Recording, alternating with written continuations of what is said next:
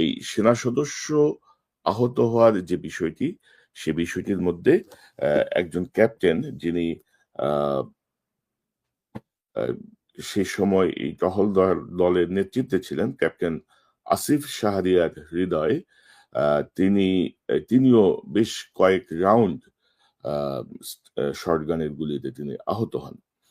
তো শটগানের গুলিতে আহত হওয়ার পরে আহ, তাকে চিকিৎসার জন্য নিয়ে যাওয়া হয় এবং সাম্প্রতিক সময়ে আহ, এ, তিনি তিনি বর্তমানে আছেন আহ, উম, ভারপ্রাপ্ত কোম্পানি অধিনায়ক 60তম battalion the East Bengal regiment Savar সেনানিবাসে।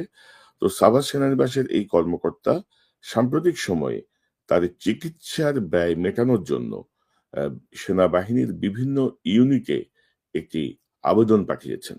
আমি যদি আপনাদেরকে তার চিঠিটা একটু দেখাই, তাহলে আপনারা বুঝতে সমর্থ হবেন। সেখানে তিনি লিখছেন, উপরে তার নাম এবং পরিচয় দিয়ে তিনি লিখছেন যে 1 নাম্বার, আসসালামু আলাইকুম, আশা করি পরম করুণাময় আল্লাহর অশেষ রহমতে আপনি এবং আপনার অধীনস্থ সকলে কুশলে আছেন।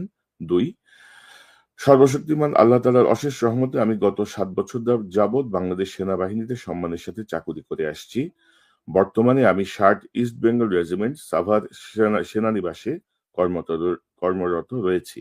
আমি গত 5 আগস্ট 2024 তারিখ আনুমানিক 17 ঘটিকায়, মানে বিকাল 5টায়, 60 ইস্ট বেঙ্গলের পেট্রোল দলের সদস্য হিসেবে আশুলিয়া থানায় আটকে পড়া বাংলাদেশ পুলিশ বাহিনীর সদস্যদের রক্ষা করার জন্য একটি উদ্ধার অভিযান পরিচালনা করি। পুলিশ বাহিনীর সদস্যরা আত্মসমর্পণ করলে তাদের উদ্ধারের জন্য আমরা থানায় প্রবেশ করার চেষ্টা করি। হঠাৎ পুলিশ বাহিনীর কতিপয় বিপদগামী সদস্য সেনাবাহিনীর পেট্রোল দল এবং সাধারণ জনসাধারণের ওপর গুলিবর্ষণ শুরু করে। ঘটনাস্থল হতে আকস্মিকভাবে আমি তলপেট, বাম পা, ডান পা এবং বাম হাতে শটগানের একাধিক গুলিতে, পিলেট গান ব্র্যাকেটে লেখা, গুলিবিদ্ধ হই এবং গুরুতর আহত অবস্থায় আমাকে জরুরি ভিত্তিতে সিএমএইচ সাভার সেনানিবাসে এবং পরবর্তীতে উন্নত চিকিৎসার জন্য ঢাকা সিএমএইচ এ প্রেরণ করা হয়। ঢাকা সিএমএইচ এ প্রেরণ করা হলে বিভিন্ন পরীক্ষা নিরীক্ষার পর আমাকে একটি মেডিকেল টার্মস ঘোষণা করা হয়। ঢাকা সিএমএইচ এর একাধিক অস্ত্রোপচারের মাধ্যমে আমার শরীর হতে 4টি পিলেট বের করা হয়। বর্তমানে আমার শরীরে 55টিরও বেশি পিলেট রয়েছে এবং চিকিৎসাকালীন অবস্থায় সম্প্রতি আমার নিউরোপ্যাথি বা এই জাতীয় একটা মেডিকেল টার্ম রোগ ধরা পড়েছে।